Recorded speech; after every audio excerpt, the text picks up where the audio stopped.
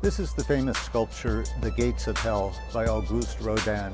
Rodin meant it to be a depiction of the torment and turmoil of souls in hell, but he also meant it to be a metaphor for the turmoil of everyday life, the struggles of everyday life.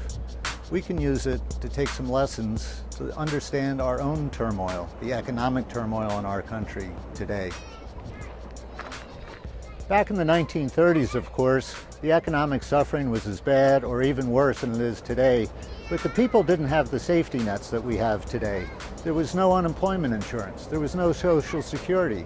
In fact, this period was the time when these programs began, and they began because the people came together and demanded of the government that they start a safety net for people who were suffering. How did this organizing take place? In all kinds of ways and in all kinds of towns around the country. For example, cooperatives sprang up around the country where people traded goods and services among themselves, leaving out the cash, leaving out the suppliers.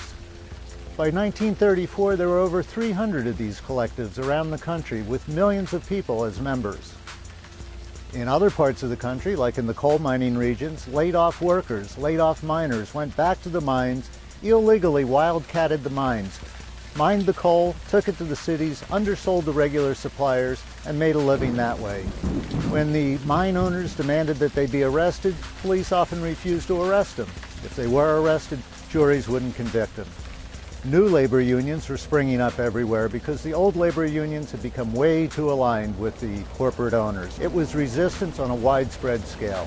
These kinds of actions led directly to the first general strikes, like the general strike in San Francisco that ended up closing all the ports on the west coast of the United States. This kind of action, this collective action, resulted in this country being almost on the verge of insurrection, and Washington was paying attention. Washington had to pay attention. And in fact, in an appropriate quote, we can see just how frightened they were. Congressman William Connery of Massachusetts, on the House floor while they were debating the new National Labor Relations Act, had this to say about the state of the country. The gates of hell have not yet opened, but that is what we will be seeing from now on. He was absolutely right. And Washington did act. They passed the National Labor Relations Act. They passed unemployment insurance. They passed Social Security. They passed the Works Projects Administration.